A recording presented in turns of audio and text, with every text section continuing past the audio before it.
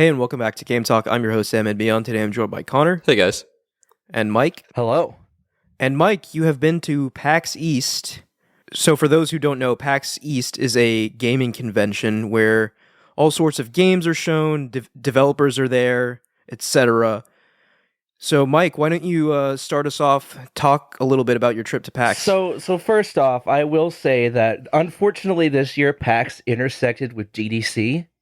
So a lot of that like the sounds major, terrible. a lot of the major players in the indie space and everything, the bigger players weren't there. There was no like big booths from like Devolver or anything who are usually there.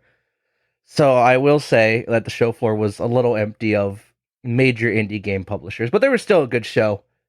Big props to the Dunkin' Donuts booth for never allowing me to get into it because the line was capped 1 minute after the show floor opened. Well, I feel like...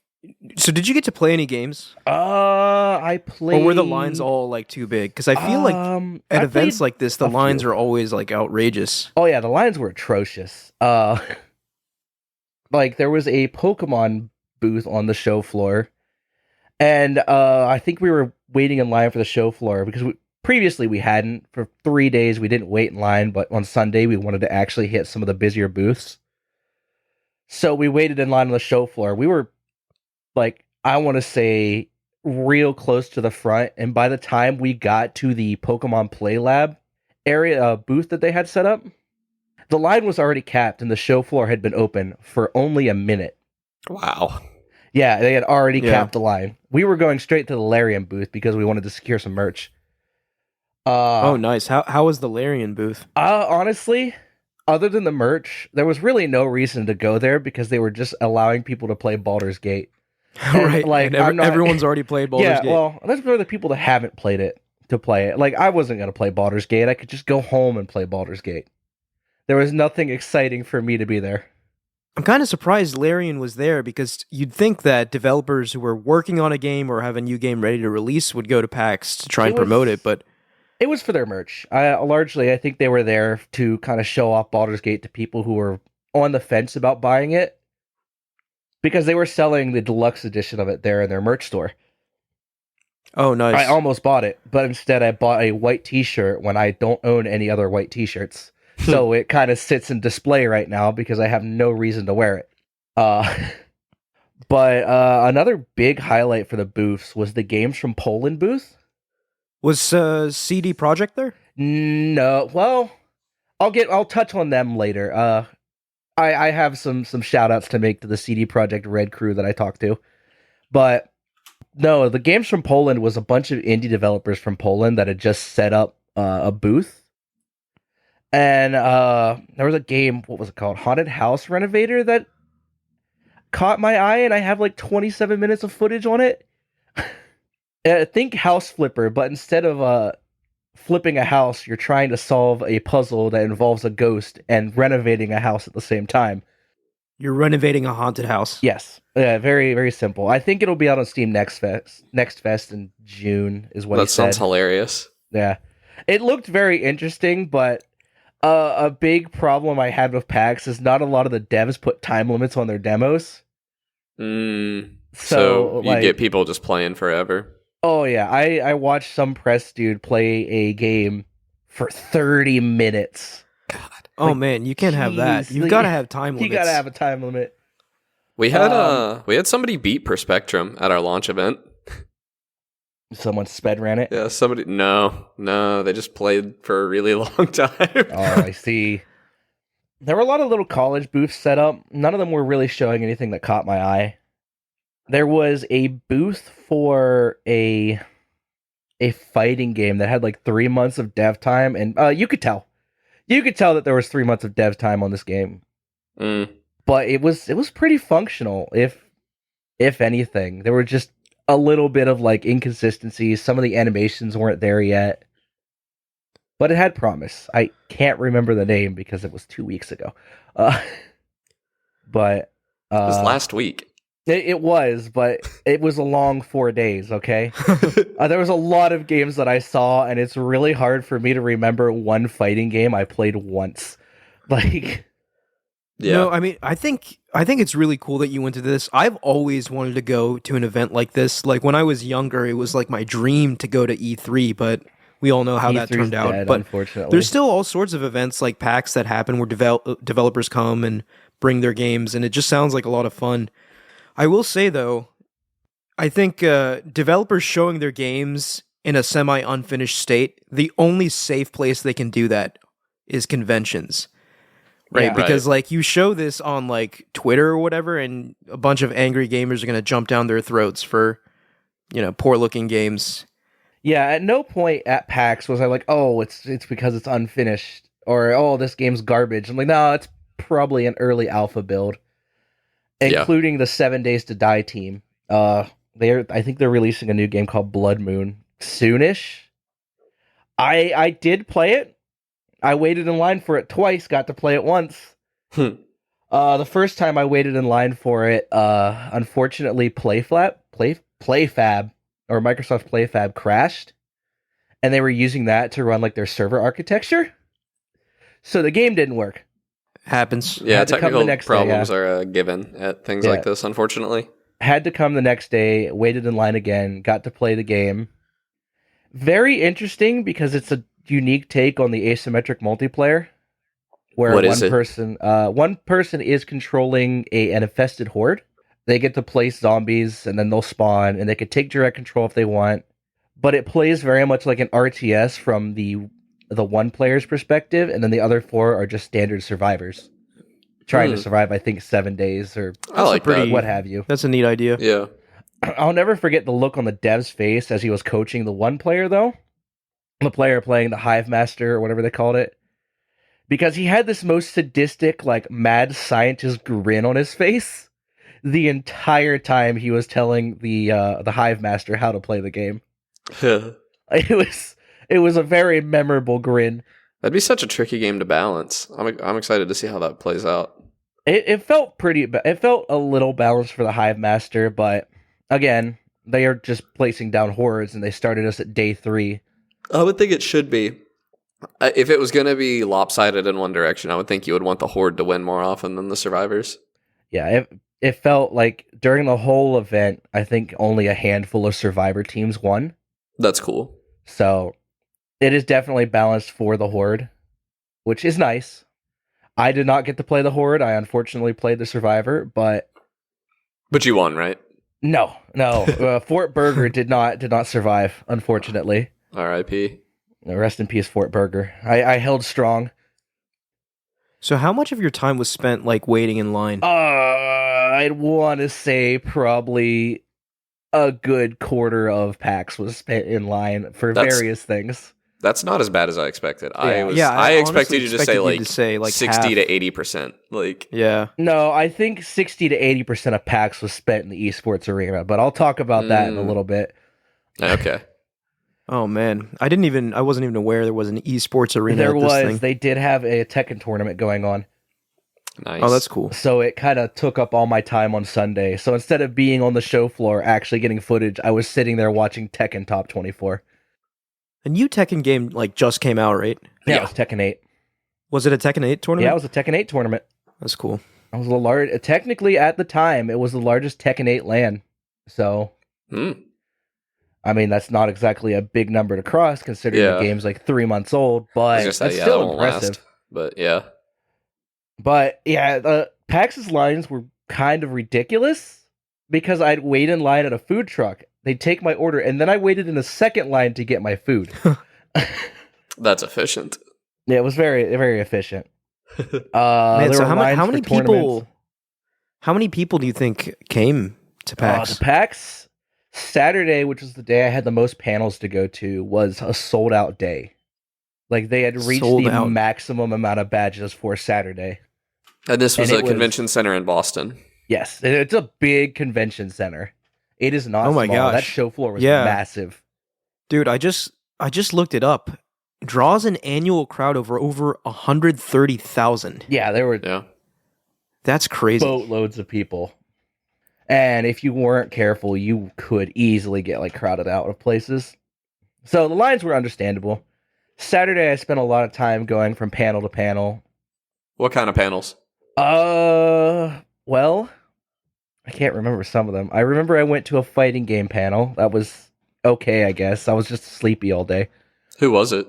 It was just a fighting game community panel from like some prominent people in like the Street Fighter scene talking Okay, about so the it was online scene. It was players, not developers. Yeah, it was players. Okay. All The the real developers were interesting talking at panels, GDC. Yeah, the developers weren't there. The real interesting panel was, of course, I went to a Warframe dev stream. Okay. Well, yeah, it was a lot of wait and see because TennoCon's in 3 months, so they're not going to reveal all their tricks before their big convention. Yeah. And then highlight the Cyberpunk panel where they were talking about making Phantom Liberty.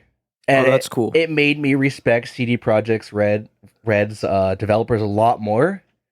Because there was like a developer presence in some of these talks. They had flown in, I think, on Saturday from GDC, so they were all on like 4 hours of sleep, and you could tell they were barely there. They were barely conscious on that stage.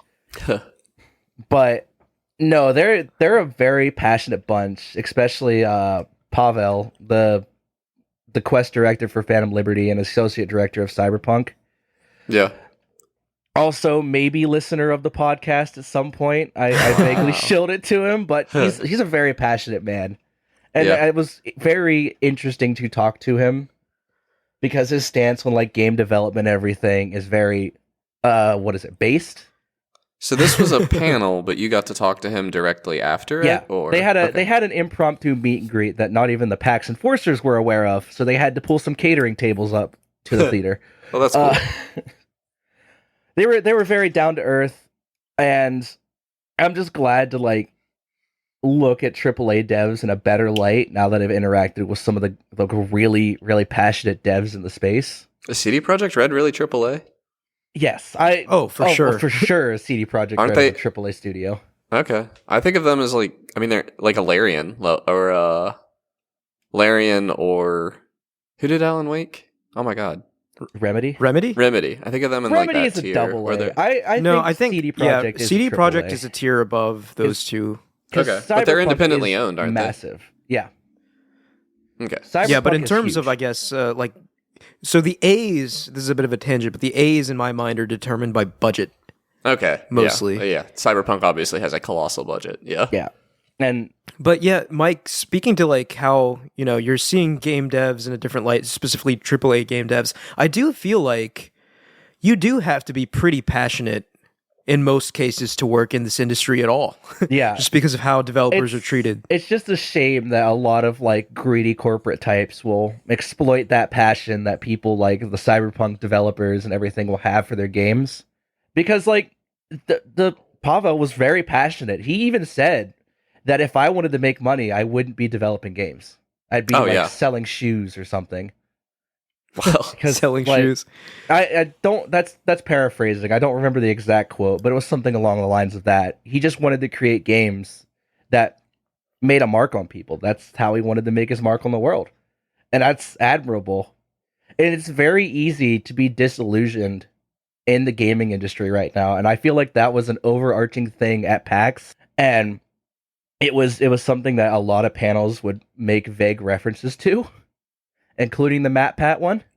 There was a MatPat panel? Yes, MatPat was the storytime person. Okay. The storytime keynote. And honestly, MatPat is a very, very, very good public speaker. Oh, yeah. Like him you get talking that vibe about from him, his yeah. retirement and everything and how he's finally back at the stage of enjoying video games now that he doesn't have to think constantly how to squeeze content out of video games. It's a very I guess I came into PAX kind of disillusioned with AAA, like we all are. It's been a rough year for AAA. It's been a rough year for the gaming space, and we're only in April. But PAX really grounded me that like there's still people that are very passionate about games. In the end, the devs are still want to make games. Yeah, so I do think it's important to draw a distinction between the developers in AAA or any other space, and then like the other, I guess, interested parties like the publishers and the executives involved. That typically cause some of the consternation around game development and AAA game development. But Yeah. I do think, for the most part, developers they just want to make their stuff and make it good. Yeah, But like, obviously, game development is a lot more complicated than that, and other interests get muddled up in that. even when I was talking to a large chunk of the bigger figures in Cyberpunk's development, it was all like praise for the fact that they stuck to their game. It was their baby, and they didn't let it die like some other publishers would have, or like studios would have. I'm looking at you, EA, but like in the end, though, they just wanted to make a game that people enjoyed, and I'm glad And that like they also they enjoyed, stuck I'm to sure. it. Oh yeah, them talking about their game. It was like watching like it was pretty much like watching an artist or musician talk about their favorite art or favorite Absolutely. song. And I feel like we're on a really large tangent right now.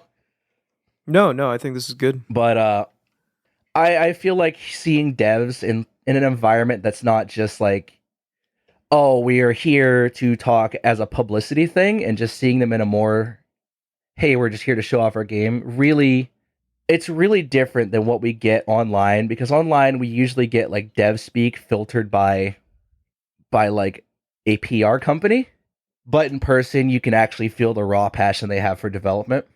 Right, yeah. And I guess the other place you could get that is Twitter, but Yeah, we know how that goes. Twitter's not a fun place. It's very hard to get anything out of like 256 or whatever characters No, they but have like now. I guess without the mask of anonymity, right? Like you can really see can relate that, to like them. you're saying. Yeah. And like, where else would I get called a casual by a creative lead on Outward? Oh, that was unfortunate. I might have that on film somewhere. Oh, really? Yeah, well, I was talking about Outward, and I didn't know at the time that the person I was talking to was the creative design lead on both games. And I might have accidentally made him upset, because I was talking about how I play Outward only like once or twice a year, really, and then we'll abandon it for long periods of time. What is Outward? It is the Dark Souls of Dark Souls. It's a hard game. Game hard. Instead of having to worry about a stamina bar like most Souls, like, you also have to worry about getting dysentery. So it's like a Levels of- third-person action adventure, or Yeah, it's something. you're giving me You're nothing, not being man? helpful. It is a third-person action adventure. Okay.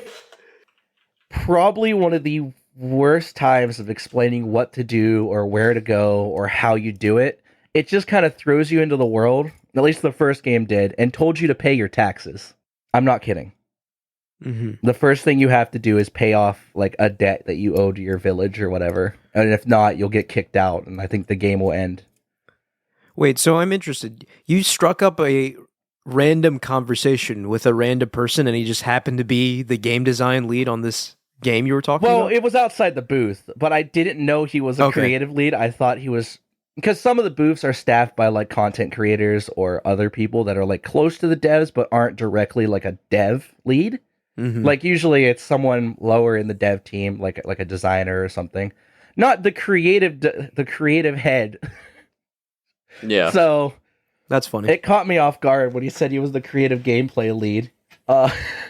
But no, Outward 2 was very interesting to play. Honestly, felt better than 1, because 1 had no cancelable animations. So when you made an attack, you were locked into that attack, whether you wanted to be or not. Wasn't that what Dark Souls is like kind of famous for? Like Dark Souls, Yeah, Monster Dark Hunter? Souls is also like that. I'm trying to think. Did later games add canceling? I don't think they did. They might have added a little bit of canceling, like if you're quick enough, you could roll out of stuff, but I don't know. Yeah. But you you still have to like felt finish clunky. swinging your sword Yeah. before you roll, which I know for a lot of, I guess, more action-oriented games isn't the case, where you can animation cancel. Wait, Outward 2, does it have split screen? It says here it has It might. I don't it's- know. It's super deep in development right now.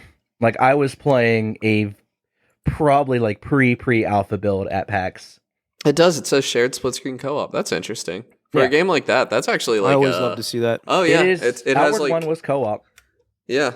That's fascinating. I do not think of games like that as having co-op, like split screen. That puts this on my wish list, actually. Like an action RPG I'd play with Outward co-op. 1 if you really want to like understand Outward 2. I'd play Outward 1 first because I think they're going to be very similar.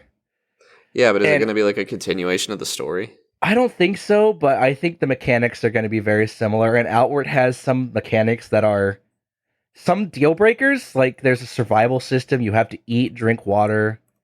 You have to be conscious if you have your rucksack on or not. Mm-hmm.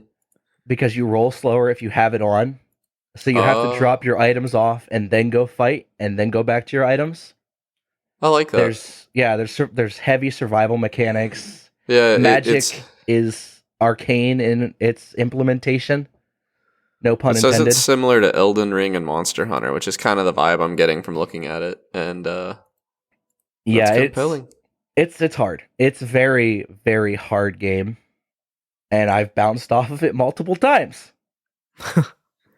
Yeah.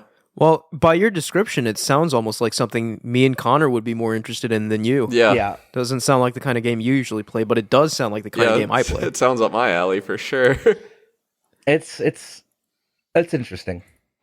But what other games did I play? I did so much in 4 days, and it was a week ago that I've kind of forgot all the little details that I saw on the show floor.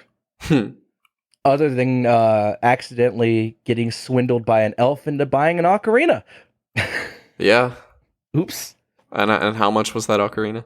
A $50 ocarina. I was going to buy the $30 plastic one, but I had one beer in me, and that elf was really persuasive. One beer too many. I also hadn't eaten, so I was feeling a little buzzed. Yeah. A little more. My wallet was a little more open than usual. Before I even knew it, my credit card was in the card reader, you know? Yeah. It was already over before it began. Loose wallet Mike. That's what we call him. I was going to say, were you in the midst of the Kakiri Forest when you made this transaction? Yeah, I was. He started playing tunes on the ocarina. I'm like, yeah, you sold me. I don't want the plastic one anymore. Give me the ceramic one. How many times have you played that ocarina since you I have bought not it? touched it. That's not true. You played it for like a couple seconds at my place. Yeah, I haven't touched it since I've gotten home. But then again, I've literally been at work every day or busy every day because it also was Easter this weekend. So right, I'm traveling all across the state, not literally, but figuratively. So I haven't really been doing anything other than like mulling over PAX. I mean, it sounds like a lot of fun. Like this kind of thing is definitely something I would like to attend. Like I said, I've always had dreams of going to E3, and this is like a close-ish analog to that. It's something I've always thought would be cool to do as a developer. As like just a guy going, I've never really even thought about it.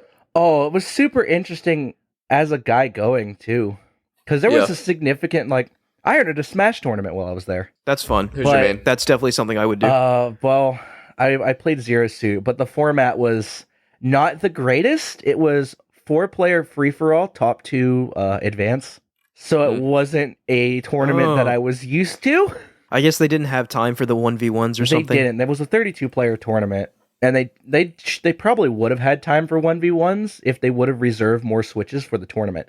Just bad planning, really. But that's neither here nor there. It's whatever. I feel like I entered another tournament at some point, but I don't think I did. I know my friends. What about your time in the esports arena? You want to talk about that? Oh man, is Tekken a fun game to watch? Oh, if you've never been to a live esports tournament, because I've never watched Tekken before I went to the PAX Arena Tekken tournament, I now want to play Tekken. Yeah. It is so much fun to be there in person watching a fighting game tournament that it ate a good chunk of I think it started Friday, so we started watching it Friday for lunch. We'd get our food, we'd sit down in the arena, and we'd watch polls or whatever. Then we'd go back to the show floor, do our little panels, and then we'd watch the tournament a little more. And then for Saturday, I was in and out of panels all day until 10 p.m. So between panels, we'd be sitting there watching Tekken.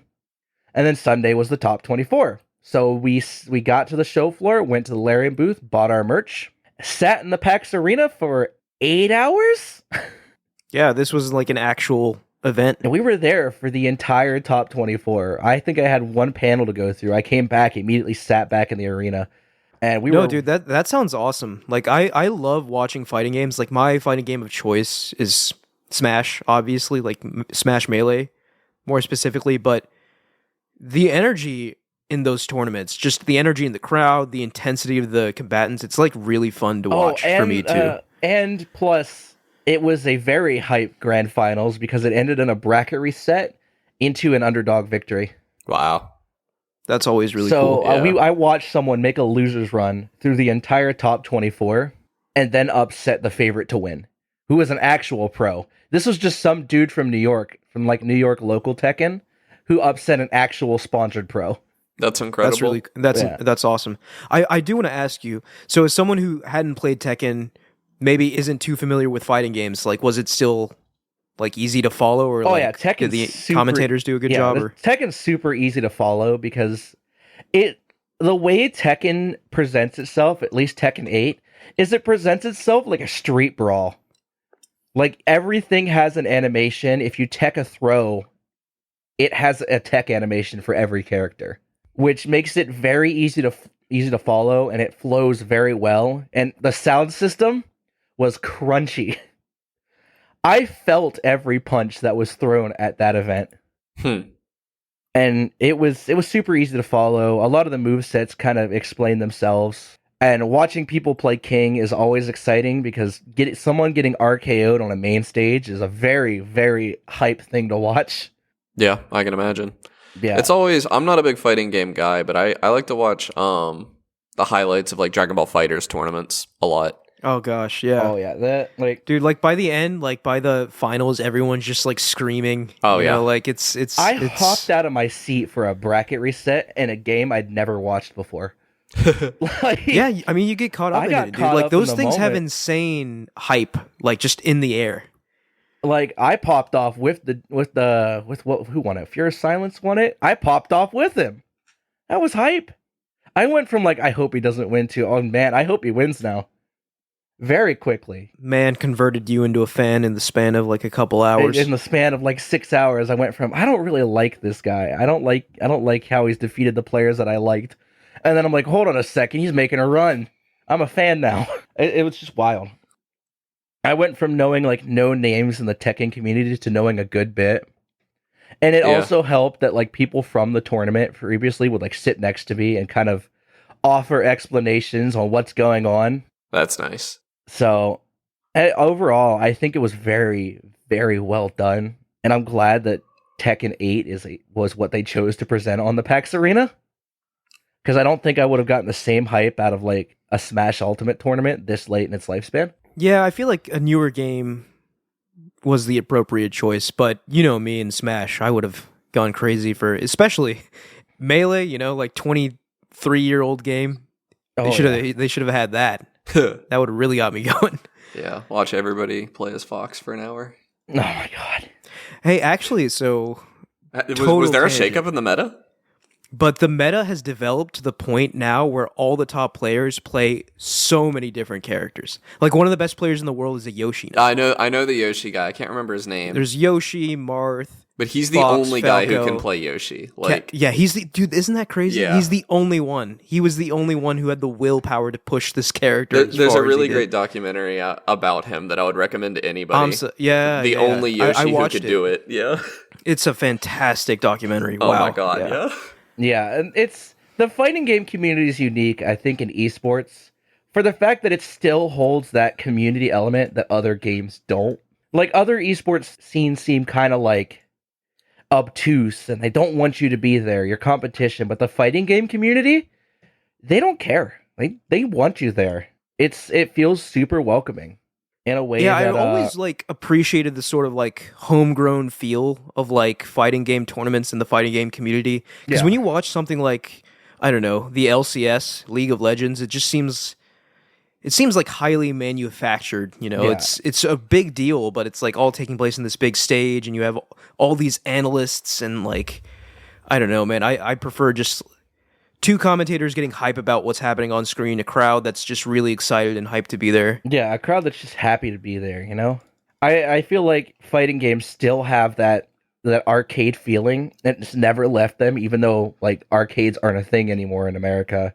Really, like it still has the Right. spirit of just a bunch of guys gathering around an arcade machine and someone running through the whole arcade. Really, It sounds like it was a lot of fun. yeah, it was so much fun to watch, and I'd do it again in a heartbeat. Yeah, and it made a Tekken fan out of you. It did. It made me want to buy Tekken, which that's doing something. Yeah. Man, yeah, I always have so much respect for these fighting games. It's just like I enjoy watching them. I even enjoy playing them, but to play them at any level of, I guess, efficiency past mediocrity, I would just have to devote time into it, which I'm not willing to do. Yeah. But yeah, I respect those games a lot. I think the highlight, really, the first match I saw was this like this girl couldn't have been older than like 10, wiping Really? some 10? grown man in like round one of pools. Dude, I've seen it. Like- That's always so funny to see. It was so wild. Like if I was that dude, I would not show my face on a main stage again. Nah, man, 'Cause, kids like- have such a huge advantage over adults. Like they got that do. neuroplasticity. They got all the time in the world. Yeah, I mean, if this girl started playing Tekken like 5 years ago, that's half her life she's been playing Tekken. She's got, she's going to probably be one of the best players in the world in another 10 years. Yeah. It's very interesting the amount of people I saw pull up to that main stage. Some of who had never played Tekken before, I do believe, That's brave. I would Yeah. not have done that. On stage. Yeah. on stage. That's a level of bravery I do not have. I mean, it wasn't technically a pro tournament. It was called the Almost Pro Open.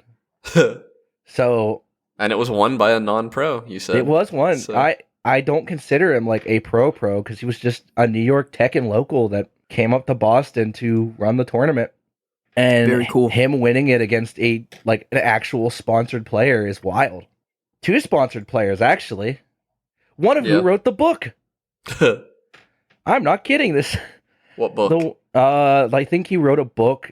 He wrote like 2 volumes of just Tekken hitbox data and everything. Wow. Which, wow, that like the fighting game community is that tight that someone writing the book can compete and still not like win it all. I mean, the game's only 3 months old, right? So Yeah. the pros haven't necessarily adjusted The pros the new are game. developing, but I mean, like the guy who wrote the book rolled up with a PlayStation 1 controller. Oh, That's what he was playing with. And then there was another dude Really? who was playing with no analog sticks. He had his like analog sticks sawed off, so he didn't Huh. have any. Which That's awesome. I bet you saw like a lot of like fight sticks there. yeah, I think the dude who won it was using a controller though. He wasn't using a stick. That's cool. I think Tekken's like fight stick or stick agnostic, really. Because I mean, the one guy using a PlayStation 1 controller to play a game released in 2024, that's wild. That's some wild. That you could tell he's an old man. If he's playing with a controller that's as old as some people at PAX. If you've been playing Tekken since the era of the PS1, that's what you're Yeah. familiar with. Why would you not continue that? Yeah, you It's like me playing Smash with a GameCube controller. yeah, like you don't realize how old some of the people in the fighting game community are until they roll up with like gray hair and a PlayStation 1 controller and wipe the bracket and get top 3, you know? Wild stuff. Yeah. I mean, that's another thing I love about fighting games and the fighting game communities. They're all like age inclusive. Yeah. You know, like you've got new people jumping into the franchise for the first time. You've got people who've been around for actual decades. Yeah, And they can all sort of be on equal most footing of, like, playing the this melee game. gods are in their mid-30s at this point.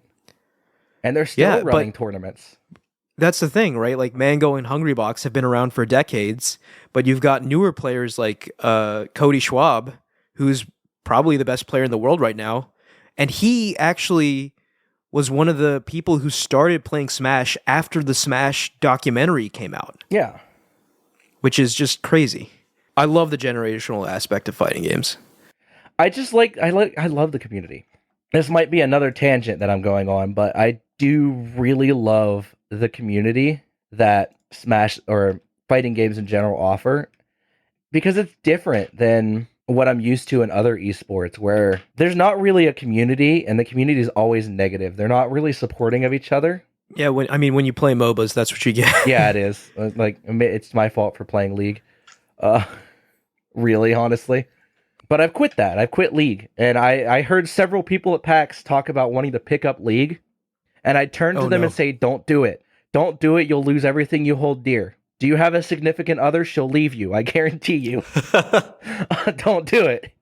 No, even just the small little conversations I'd have with just random people while waiting in line. Like, it's very easy living in a town, like living in like West Virginia, to get like a negative aspect of gaming and people who are into gaming. Because a lot of the people around me that I interact with that are big into gaming and everything are not representative of the average gamer. Like, I might think so because they're all I see. Mm-hmm. Like, if all I see are people that don't shower or people that like don't actually care or are awful, that's not the gaming community. They're not there. Like, I walked through PAX for 4 days, and it never smelt bad. Like, I thought about it. I'm so used to like walking into the Four Horsemen and during like Magic Night. That's like one of the the tropes, I guess, of gamers and conventions like this is that they always smell bad. Like, I was taken aback. Like, oh wow, like, and maybe everyone that I know that's in the space around me and like in Morgantown and everything, maybe they're the minority. Because I was talking to people that were just school teachers. They were like Twitch mods. They were just normal people that came there for something they're passionate about. Yeah. And I think that's going back to how like it raised my faith in like the gaming community as a whole. PAX is super inclusive. Like, they have statements everywhere that says you belong here.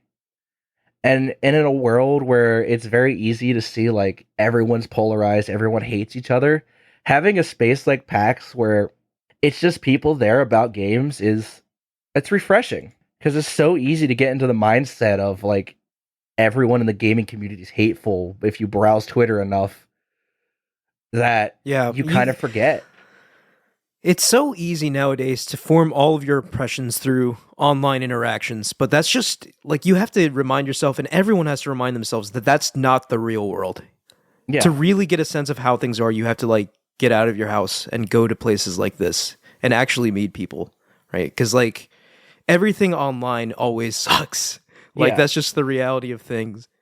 So I'm really glad you had this experience, Mike. It sounds like it was like super. It like broadened your horizons, and it made me like growing up in West Virginia. Really, it kind of felt like I'd be ostracized if I showed any enjoyment in gaming or anything like that. So honestly, in a way, I kind of became a closeted video game enjoyer, if that makes sense. Like, I didn't want to be out and about with saying like, oh yeah, I really like playing video games, because I felt like I'd be ostracized. I think that's fair. Like, I remember in high school and middle school and stuff. Like, yeah, I was like super into it, but I didn't, I guess, broadcast it to everyone. Yeah, because the people that were broadcasting it that I'd always see were the people that like smelt bad. They just didn't look good. And I'm like, yeah, do I really want to be like that? And so I just kept it inside. I didn't talk to these people because they were weird, to me at least. And then going to PAX, I'm like, not everyone is that dude who wears the same hoodie for 18 years straight, you know? Yeah.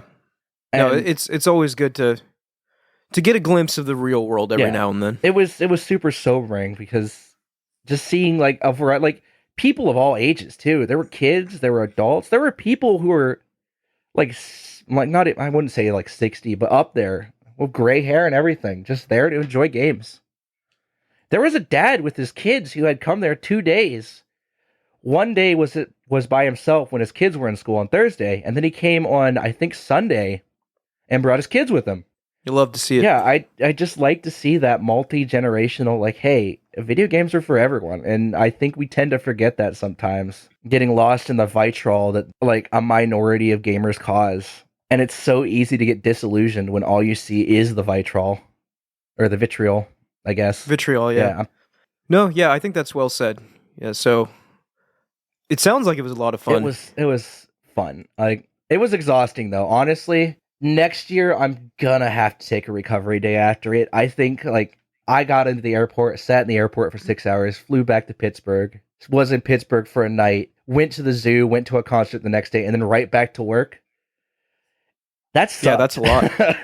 I legitimately think I caused myself injuries because my foot still hurts. So next year, I'm definitely going to need a recovery day or two, because something that no one told me about conventions like PAX is that it's exhausting.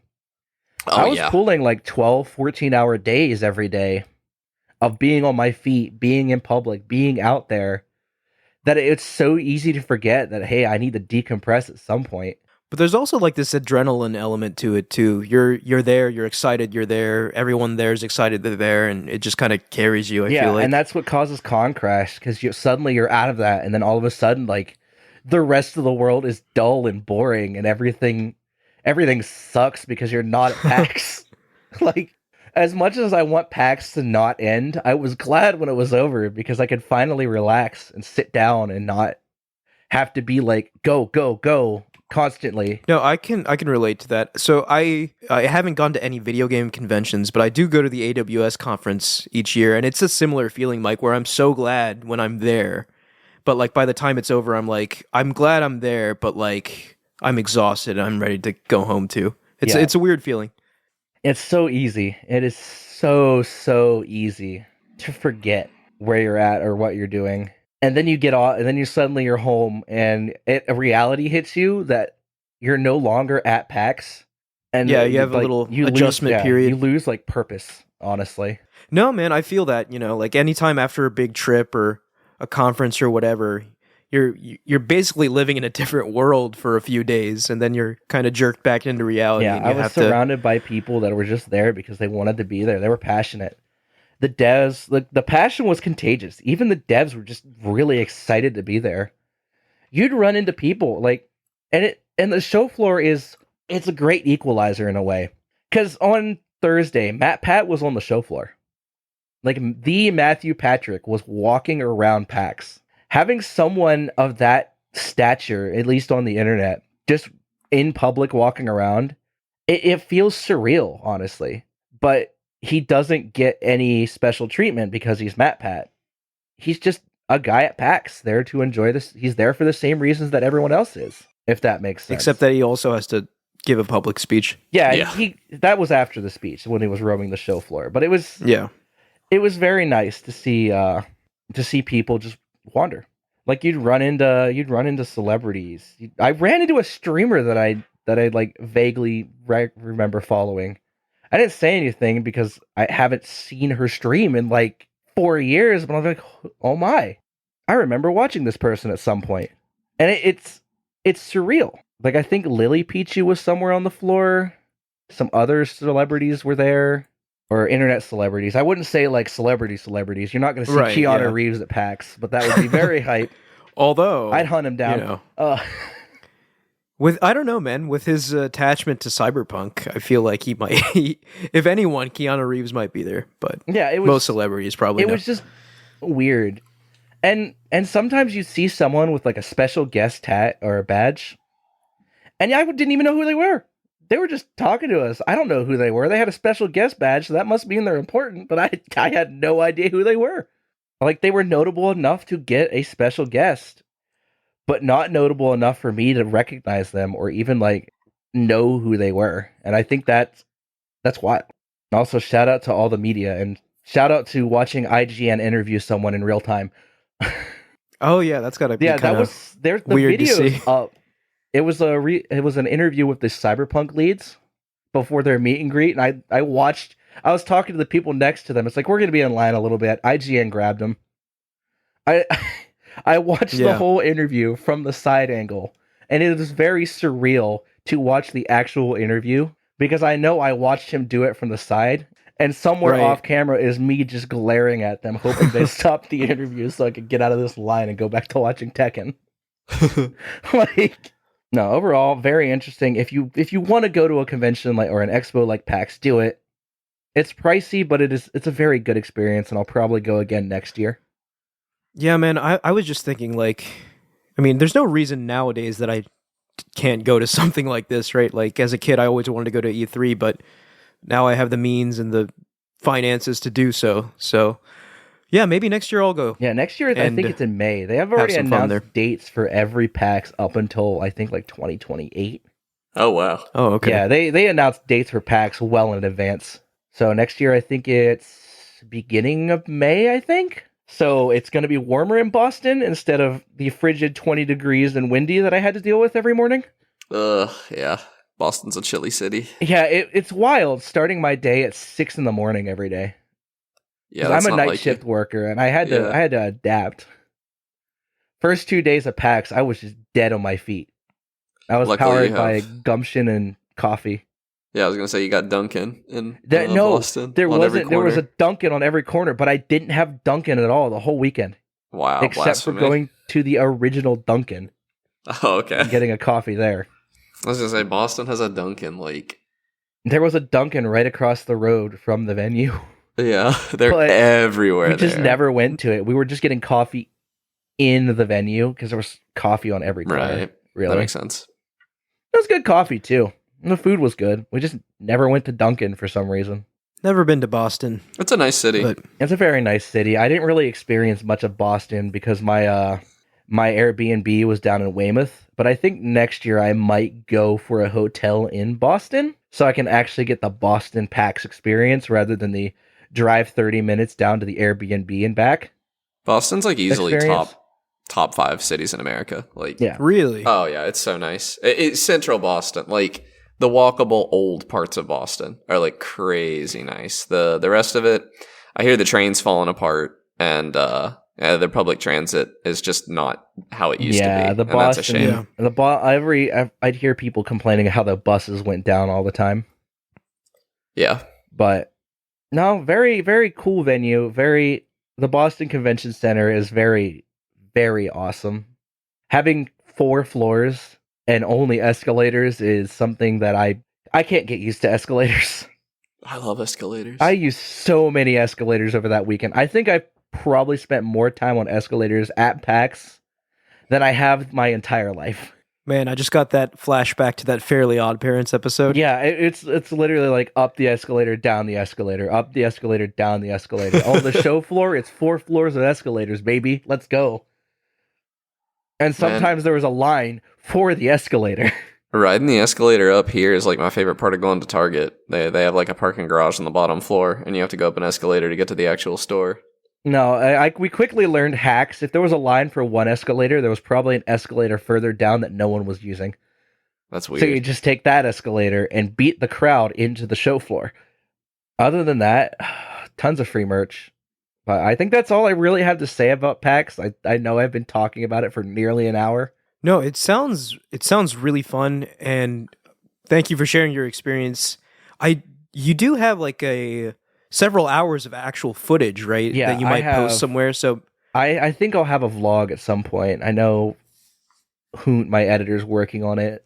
So when you get that put together, maybe we'll blast it out on our socials too. Oh, yeah. So if you're interested, you could see Mike's adventures at PAX. It's a lot of show floor, and the audio is probably garbage because it was all filmed on my phone. So don't expect quality. You work with what you got. Yeah, next year I think I'm probably going to invest in a proper setup that will actually capture more than just crowd noise and me trying to speak over it. But I kind of had to deal with what I got.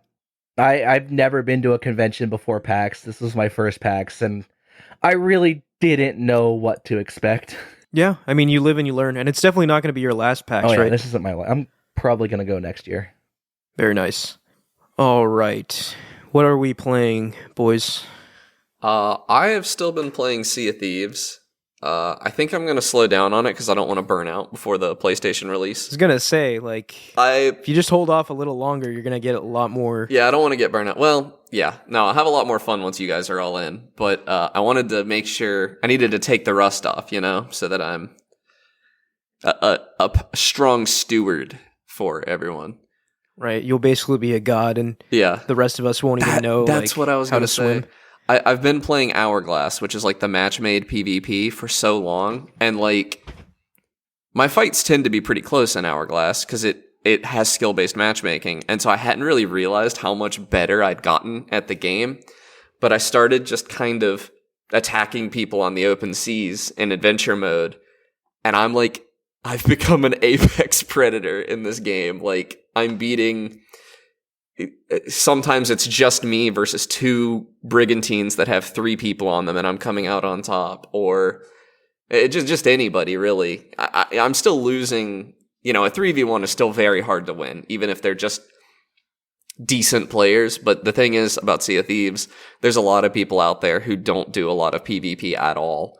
And just even it still feels really good to win a lopsided match, like a 1v3, even if they're not really that great at PvP. It feels crazy to win that and take all the treasure and go cash it in. Yeah. It's kind of crazy. I have been running into issues, though. I went back to Hourglass because now that there's no stakes to it, it doesn't stress me out like it was before. And so it's a lot more fun. And I got up to a 6-win streak, but I ran into a hacker after that, which I guess I'm doing well enough to get match made against people that literally never lose.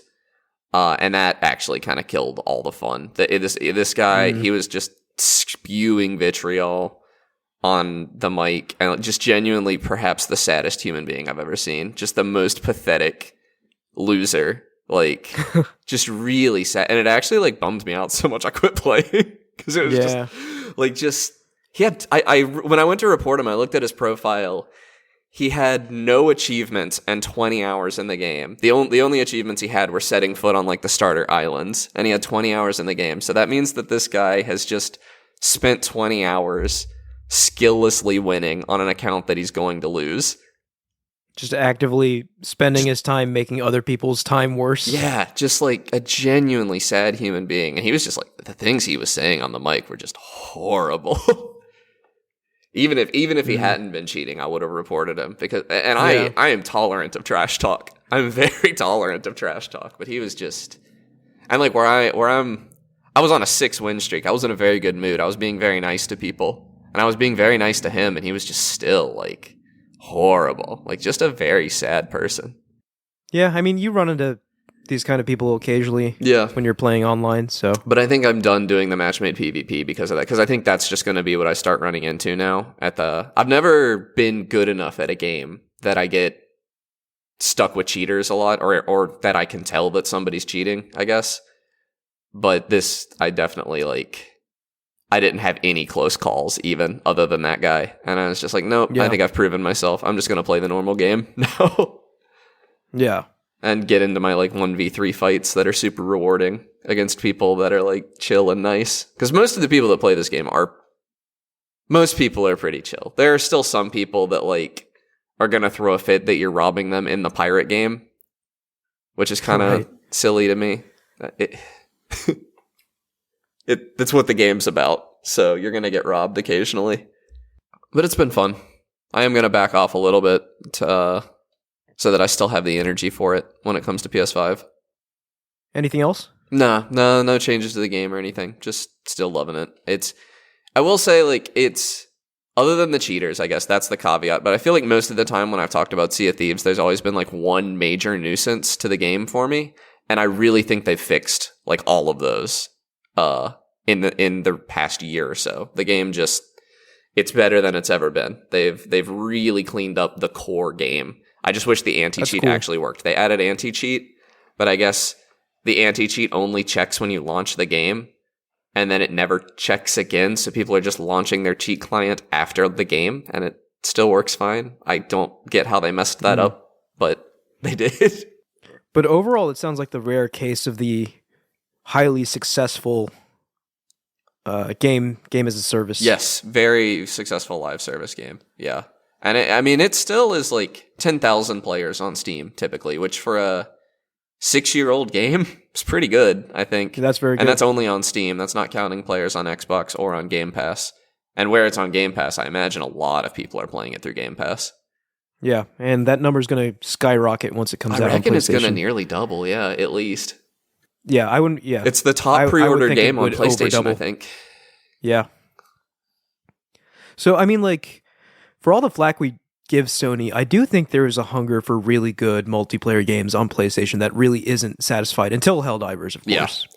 But I just think there's a hunger for a game like Sea of Thieves, because now that I'm more into it, there really is nothing else quite like it. Like a competitive PvPvE sandbox with a huge world, and like genuinely, like there can be up to 5 ships on a server with up to 4 people on a ship, and no 2 of those ships are necessarily doing the same thing.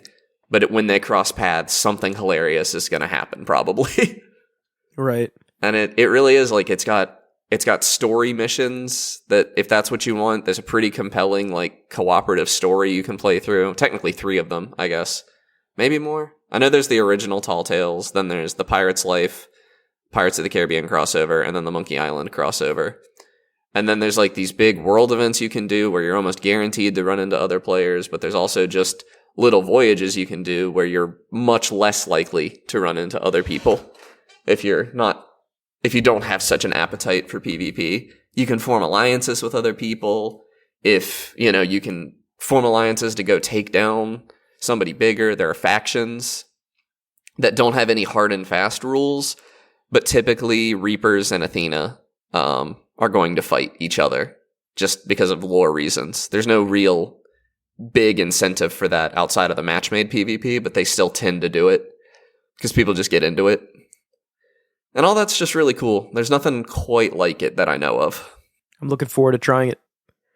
All right, Mike, are you playing anything? Unfortunately, with PAX and work and the general con crash, and also, being in a relationship, I haven't brag about any it. Video Oh my games god. in over a week. Since pretty much since I left for PAX, I haven't touched anything.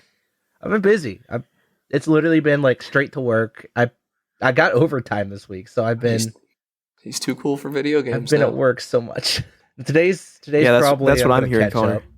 So I have a little bit of games I want to play. I might get back into Minecraft because I'm feeling a little masochistic, but I really haven't touched anything. It's been like work, sleep, wake up, work again for about a week.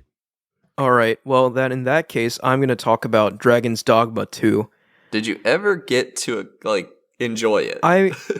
I'm playing this game, and this is a weird game. There's so much I want to talk about with this game, but at a high level view, I'm pretty obsessed with it right now. Okay, you found it's very the good much part. An acquired taste. Okay. And I don't even know where to begin with this game. So I still have lots of criticism for this game. And I think that some of the things it does are really stupid. But I think the fact that this game is doing those things at all make it more interesting, if that makes sense. So I'll go into specifics here in a bit. But Dragon's Dogma 2, it is an action RPG, unlike any other action RPG I've played. So a lot of the emphasis is put into the combat, and I do get a lot of Monster Hunter vibes from this game, Connor. I guess I can't really confirm that because I haven't played a Monster Hunter. I get Monster Hunter vibes from the footage, so... Yeah, so a quick 1,000-foot view of Dragon's Dogma 2. You are the Arisen, which is like your typical fantasy chosen one. And the interesting twist is that there's someone ruling the kingdom, because you basically have amnesia, you fought this dragon off, and now you're basically nobody. But someone is ruling the kingdom in your stead, claiming to be the Arisen.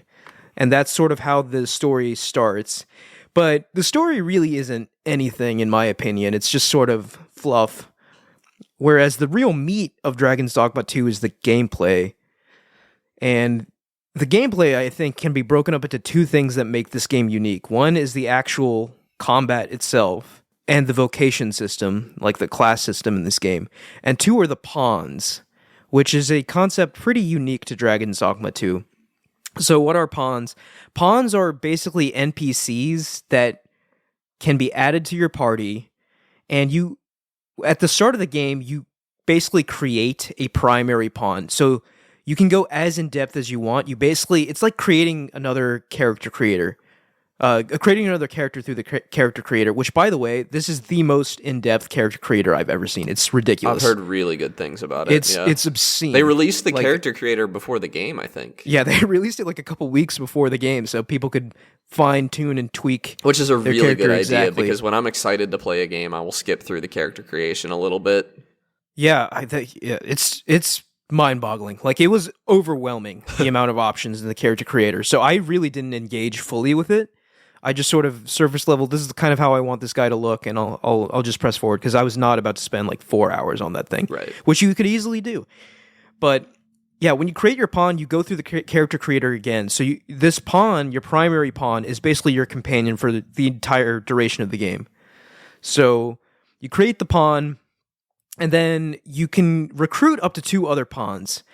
And where this gets interesting is that you can obviously recruit pawns that were manufactured by Capcom, right? Like, but that's not the fun part, right? You can recruit pawns that were other players' primary pawns. So other random people in the world, right? Like other people playing Dragon's Dogma 2, or people on your friends list.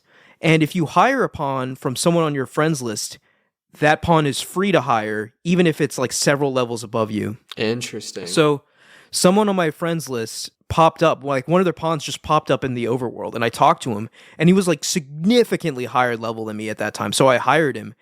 And the pawns do interesting things. So like some of them, you can set like specializations for them, so some are good at like foraging materials, some are good at like crafting things for you or whatever. But the most interesting thing is that pawns have a memory.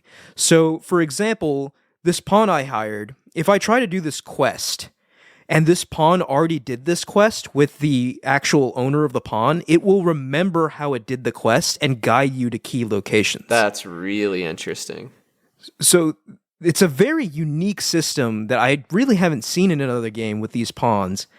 And I guess since we're talking about pawns, we can talk about another crazy thing with the pawns. So in this game, later in this game, there's this mechanic that gets introduced to you as you're acquiring new pawns. Because pawns are very, aside from your main pawn, pawns are very expendable. Like, if they die, they just die. And then you'll have to, like, find a new pawn.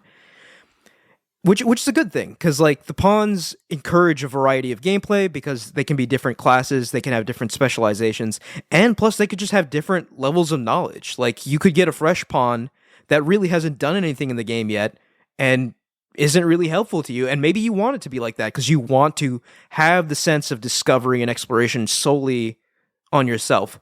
Or you could get a pawn that's seen a lot of the world and done a lot of things, and they can really help guide you do the things you want to do. So pawns are highly expendable. You buy pawns, you kill pawns, what have you.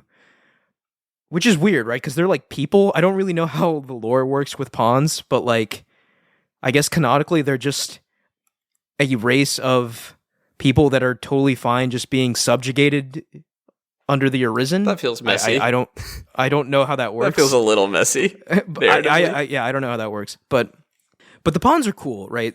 And there's a mechanic in this game which is absolutely wild. And I guess as we're talking about Dragon's Dogma 2, I think why I appreciate it so much is that it does so many things that are just out there, which work to varying degrees of success.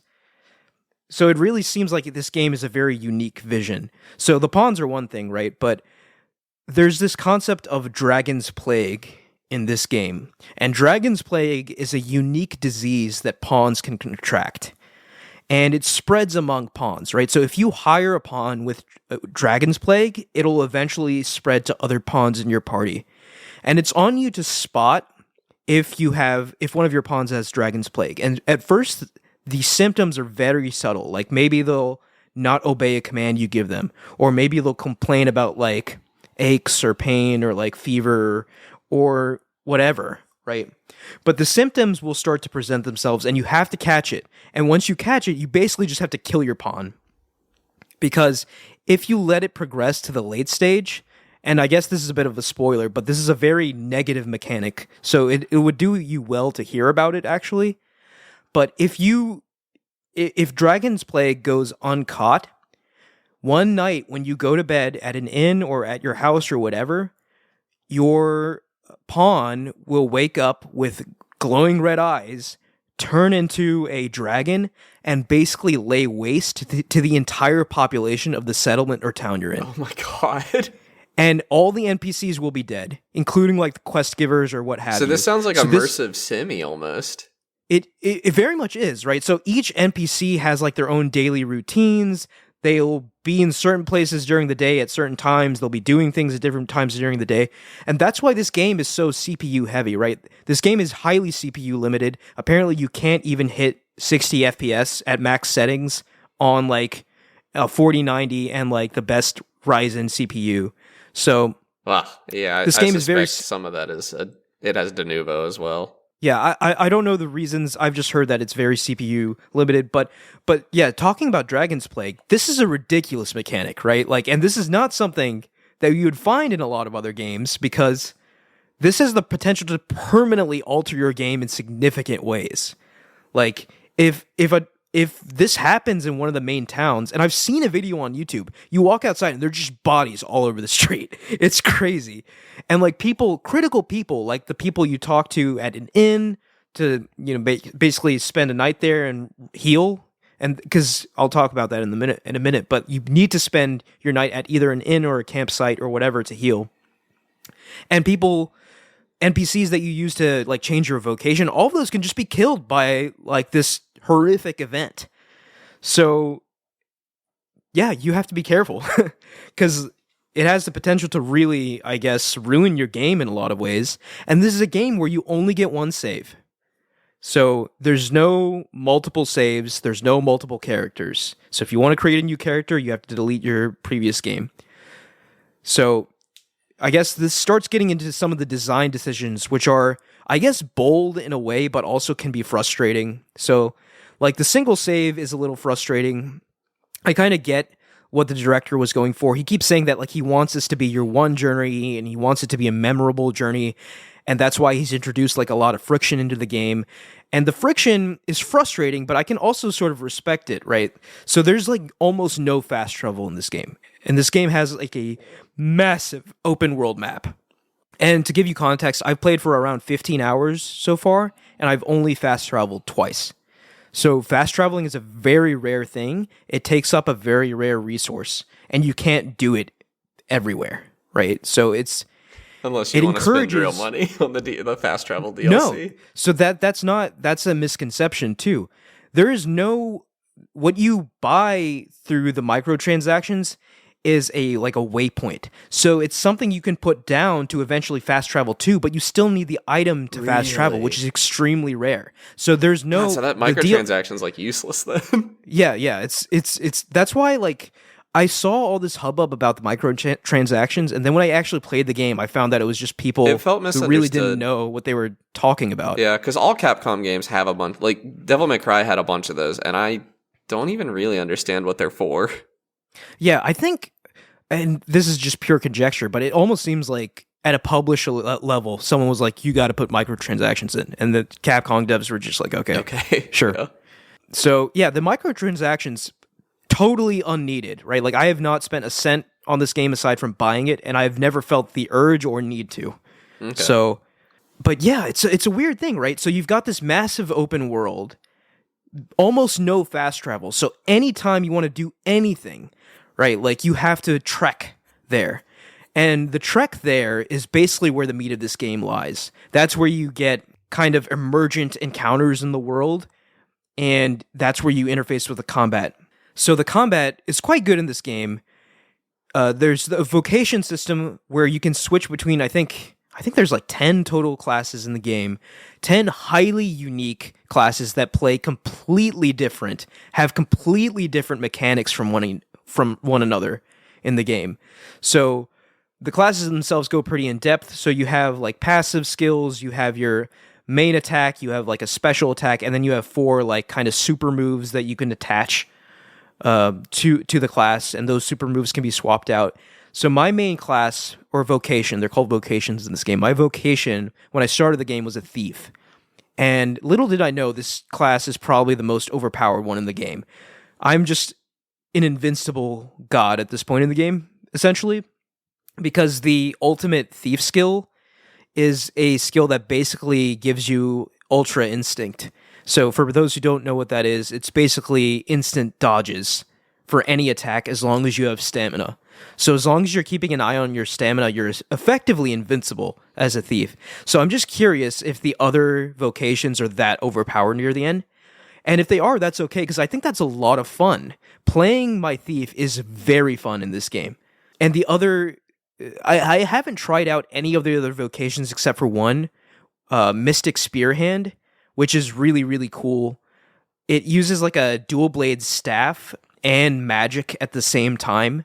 So a lot of the vocations in this game are your standard like warrior, thief, mage, but then you get things like Mystic Spearhand, which is really unique because you can use magic to basically stop enemies, and you get unique sort of interactions with your attacks. And there's also a class called Trickster, which uses like hallucinogenic smoke as their primary weapon to basically trick enemies and illusions to fight enemies. It's a very unique sort of set of classes they have in this game. Another one I really want to unlock is the Magic Archer, which is a mage but an archer, right? So it's a kind of hybrid between those two classes. So the classes are very cool, a lot of depth in each one, and makes the combat really fun. But I guess for each cool thing, there's an annoying thing. When you're on the open road and you're trekking somewhere, it seems like almost every 30 seconds you get ambushed by enemies. And the enemies themselves, I will say the enemy variety is exceptionally poor, or at least it feels like it because of how often you get attacked.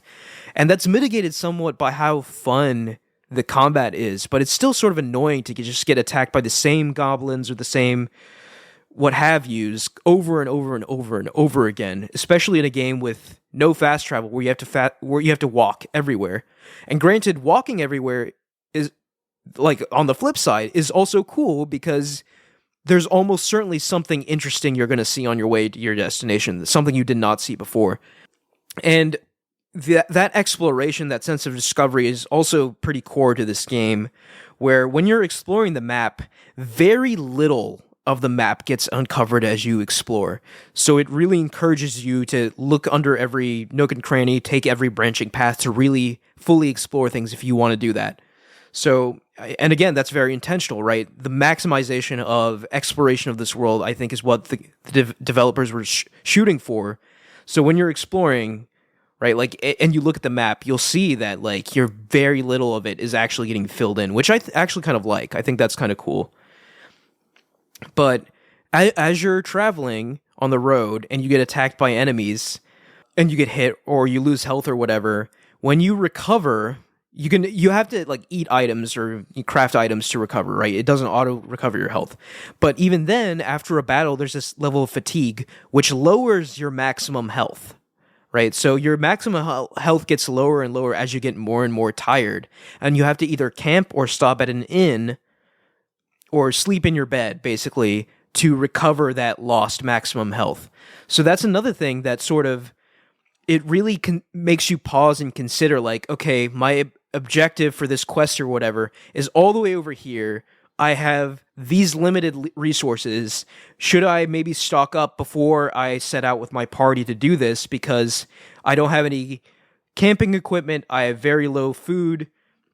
If I do this, I might lose some pawns, and I might get stuck in a position where I'm just kind of in a bad spot. Because, like, near the beginning of the game, this happened to me. And actually, after this happened, the game sort of clicked a little bit, where I was just like, what's the point of this game? This is a generic fantasy world. It's a cakewalk so far. But I made a trek which I was not prepared for. It was too long, and I was just, like, way in over my head. So basically, my entire party died, and I was just running on foot as fast as I could, because at that point night had fallen. I had no camping equipment, and the world becomes a lot more dangerous at night. So I was just running, trying to find safe haven, and I actually couldn't, right? So I was just kind of stuck. And when this sort of happens, you have the option to either reload your previous save, which is what I was doing and dying over and over again, or load your previous save from the last inn you slept at, which is what I had to do, ultimately, and lose an hour or so of progress. But that taught me a very valuable lesson, and that you have to be prepared when you go out adventuring in Dragon's Dogma. So that hasn't happened since, but they do have that option in there to reload from your previous in save if an like a situation like that arises. So yeah, I think the friction introduced in this game, like some of it makes sense. Like I think the idea of having to camp to recover your health and like having to travel everywhere ultimately is a good thing and gives Dragon's Dogma its unique identity. It just can be very frustrating at times because like sometimes a quest is just like, okay, you've done this thing, now go back to the original starting location of the quest and tell the person you did the thing, right? So then you have to trek all the way back just to do that. And granted, the major like cities and hubs in this world are connected via like ox cart travel. So you can pay a small fee, hop on an ox cart, and let them take you to basically where the ox cart is going. You can't control the destination, but oftentimes it's like close to where you want to go. So that is, I guess, a form of fast travel for at least roads connecting major cities. But anywhere outside of that, you're going on foot. And it can be very long, right? Like something that should be pretty simple, like just going somewhere to complete a quest and coming back, can take like 1 to 2 hours in this game just because of like the friction that is like put against you in terms of like traveling, how difficult that is, the resource management, and just like the insane enemies that pop up. Like yes, you can get ambushed by goblins or like harpies or whatever, but there could also be giant ogres or like golems or dragons, and those can turn into like insanely drawn out Monster Hunter level fights where you're like climbing this thing and like holding on for dear life. Like I remember the first time I fought a griffin, it was pretty crazy because we were fighting it and I was on top of it like attacking, like chopping its wing, and then it just suddenly took off. And it really took off. It basically like flew halfway across the map.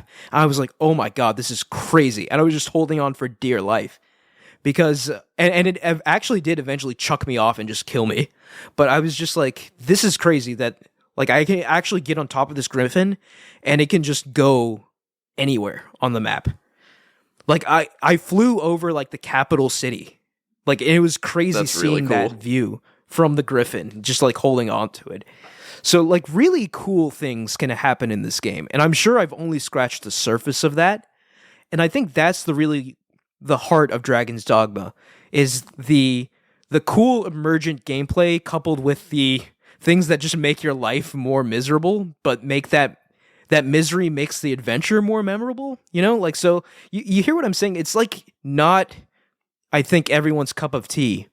But I think it is a lot of people's cup of tea because this game is selling quite well. I think it's already surpassed 2.5 million copies and it hasn't been out for like, what, a week or two? So, yeah, I think it's a very, very unique game. I have not played another action RPG like this. And I'm enjoying it very much. And I think there are definitely bones of Monster Hunter in this game. And the Monster Hunter stuff in this game, I'm really enjoying. So I think that's another positive sign for me, really getting into Monster Hunter. Wilds. What is it? Right? Yeah. Wilds. Yeah, Monster Hunter Wilds. Yeah, the thing about Monster Hunter Wilds is it's only big monsters. You spend very little time with the small stuff. Well, Monster Hunter Wilds is also going to be in open world for the first time too, right? I don't think so. That's what I heard. Okay, maybe not. But, I mean, I really like the giant monster battles in Dragon's Dogma. And it's clear, right? Like, they're both developed by Capcom. So, like, there's definitely significant overlap there in terms of how that plays, I think. But, yeah, Dragon's Dogma 2, it's a really good action RPG. Very different. It really gives you a lot of trouble sometimes. Like, okay, so one other thing I want to complain about. They encourage vocation switching a lot in this game, which they should, because each vocation is unique, highly unique, and very fun to play. But each time and this is another example of just like a minor thing they could improve that would really improve the experience. But each time you switch a vocation, like, you basically still have to go to your storage chest, wherever that is. So you have to go to a specific NPC at a vocation guild to switch your vocation. And then you have to go seek out your storage chest, which is probably in a completely different place, like in your house or something. And then you have to go to your storage chest to pull out your equipment for that vocation because there is an encumbrance system and you can't just carry everything on you. So it's just one of those things where it's just like there's a lot of pointless back and forth where if you could just do that all from a menu, it would be way more convenient. Yeah. Also, you can't just send things to your storage, which is very annoying. So if you ever end up carrying too much stuff, you have to go find a storage chest. And they're not just everywhere, right? So they're only in like places like inns or like houses you buy. So like it's not trivial. Like if you're out in the open field and you're over encumbered, it's just like, well, guess I'm just gonna have to drop some stuff because it's like a 30-minute hike back to the nearest city, Right. So like being able to send things to your storage from your inventory would be such a godsend. But I guess it might go against the thesis of this game, according to Itsuno, the director, which I guess I agree with parts of it, and I also don't agree with parts of it, because some things like that I feel like are just quality of life things that really should be in the game, like regardless of how it impacts your quote-unquote adventure, but what do I know?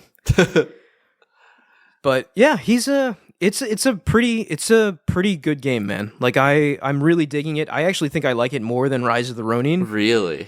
Because while Rise of the Ronin has that really good combat, like Dragon's Dogma 2 is just kind of a singular experience. Like you don't really get this kind of game anywhere else. So another win for Capcom. They just can't miss. It's a game I want to play. I think I want to wait for optimization. I don't want to play this game at 30 frames per second. I will say, so I am playing this game at 30 frames per second, and I debated intensely whether or not to get this on PC or PlayStation. I ended up on PlayStation for a few reasons, mostly because I was worried about my PC's CPU, and also the fact that I had several friends on PlayStation who played this game, so I would actually be able to see their pawns on PlayStation, and that was another big deciding factor. But I am playing this game at 30 frames per second. This is the first game I've played in a long time that is not on a handheld that I'm playing at 30 FPS, which is quite the adjustment, especially coming from Rise of the Ronin, which was not a perfect 60, but, a 60. Yeah. But I will say I'm used to it. Like, it was an adjustment, right? Like, maybe the first hour or so, I was just like, this is miserable. But then your eyes really do get accustomed to it, which I was just like, even after my hiatus from 30 FPS gaming, because I truly have not played a 30 FPS game on my TV in probably 2+ years. Like, it's actually been that long. Yeah. But I got used to it, which... Yeah, I mean, it's not a deal breaker always. I wouldn't want to do it in a game that feels like Monster Hunter, though. Right, yeah. Like, I can only imagine this game at 60 would be... Oh, my God, it would be perfect. Yeah. But... compromises, I guess, with the... No, I actually had people suggesting that you play Dragon's Dogma 1. I was watching the besties. Don't do that. Why? Okay, so before Dragon's Dogma 2, or just in general? Just before, to wait for this game to get optimized. Play the first one if you haven't already. I was going to say... Because it's going to run at 60 frames per second on a Steam Deck. Well, what I've heard is this game is basically just Dragon's Dogma 1 again. Yeah. They raised the price of Dragon's Dogma 1. Sequel. It was $10, and they raised it to $30. I guess a lot of people were doing that. Yeah, so I guess to get a flavor of Dragon's Dogma, you can do that. Because if you don't like Dragon's Dogma 1, there's no way you're going to like Dragon's Dogma 2, because it's basically the same game with some quality of life improvements and also some downgrades. Yeah. Like, I hear from people, because I haven't really played Dragon's Dogma 1, but I hear from people that like some aspects of Dragon's Dogma 2 are significantly better and some are significantly worse. So that might all get ironed out in like an expansion, because like with Dragon's Dogma, they released Dark Arisen, right, which was the expansion that like really elevated that game into sort of the cult status it holds today. And I feel like something similar might happen with Dragon's Dogma 2, because the sense I get when I'm playing this game is that like this game is a few features / updates away from being, as far as I'm concerned, one of the GOATs. Like, really? What it's doing is so unique. Like, when I say there's no other game really like it, I do mean it. Like, I can't really think of another game I played. Like, obviously on a surface level, yes, there's other action RPGs, but the way the pawn system works, the vocations, the actual, like, adventuring aspect of this game, the way all that ties together really does create like a singular experience you don't really get anywhere else. So I think this game is very much on the cusp of greatness, and I think some updates and maybe an expansion will take it there. I will say I'm not sure it's going to get any performance updates. The Steam recommended I don't think it specs will. say that they just say you should only expect 30 FPS in this game. Yeah, like which sucks because when Dragon's Dogma 1 launched, it was the same thing. Like 30 FPS, maybe even dropping down to 20 sometimes. Oof. And like it was just this game, like I think I don't know. I before the first patch there were reports of like severe frame rate drops in like major cities. I'm not seeing that anymore because I started playing after the first patch. So like I think the frame rate has largely stabilized, but it has stabilized around 30, which isn't ideal, but I guess it's better than having a wildly fluctuating sub 30 frame rate. Yeah, I wonder how it would feel if I just locked it at 30 and used AMD Fluid Motion frames or something. Yeah, I don't know. But I guess it's a testament to this game that even at 30 FPS, I think it's a one of a kind of game. Yeah. So I've been tempted. Very good game. I might wait until we're back from our trip. I don't know if I can. I don't want to pick up this seems like a beefy RPG. I don't think I want to leave that for 10 days while I'm traveling. Yeah, it's a very I mean, the sense I get is a very long game. Like there's a lot of meat to it. Yeah. I will say though, like if you're going into this for story or what have you, don't go into it for that. It's not a story driven game at all. The dialogue is very, very cheesy and annoying. Like, the pawns say the same like 10 things over and over and over again, here, and it just arisen. makes you go crazy. Yeah, dude. Like, I just want to like bang my head against the wall hearing my pawns talk. But like, also, you know, like you do kind of get attached to your pawns because like in battle, you see them do cool things. Like one time I was climbing a dragon and fighting it like from above, and it chucked me off, and I thought it was just dead. But one of my pawns actually caught me. Wow. I was like, huh, I didn't know you could do that.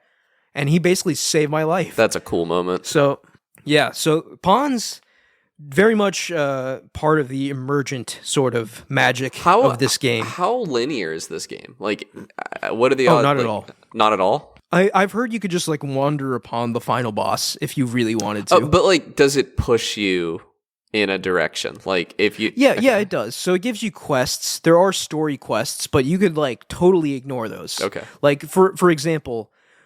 Like one of the latest quests I did was so let me back up. There's two major like nations or countries in this game. They're Vermund and Batal, I think they're called. And they're like bordering nations with like tensions between them. So one of the missions I got was to go from to go to Batal for the first time essentially. So I was given like this permit and everything so I could take to the border and like they would let me in. And it was going to be this whole thing. And like, I guess that's the game, the way the game wanted you to do it. But the way I did it is that like one of my pawns was just like, oh, I know where to go. I was like, all right, lead the way. So I followed him and it took me to this insane route, like along the coast, like this cliffside along the coast where it was just like really difficult to traverse because there were these flying enemies that would chuck you into the water. By the way, the water in this game is deadly. If you fall in, you insta-die. Cool. Because there's this thing called the brine that lives in the water that kills you instantly if you fall into a deep body of water. Interesting. But yeah, the journey was extremely tough. But at the end of it, I didn't even have to go through any border checkpoint or anything. I found my way to Batal through a completely like side route. And only later on when I was actually leaving the city, did I find the border checkpoint I was supposed to use to enter it. So the game gives you any number of routes, any number of options to tackle issues or traversal or what have you. So you really can play this game. I mean, there's no linear path. You can just go through this game.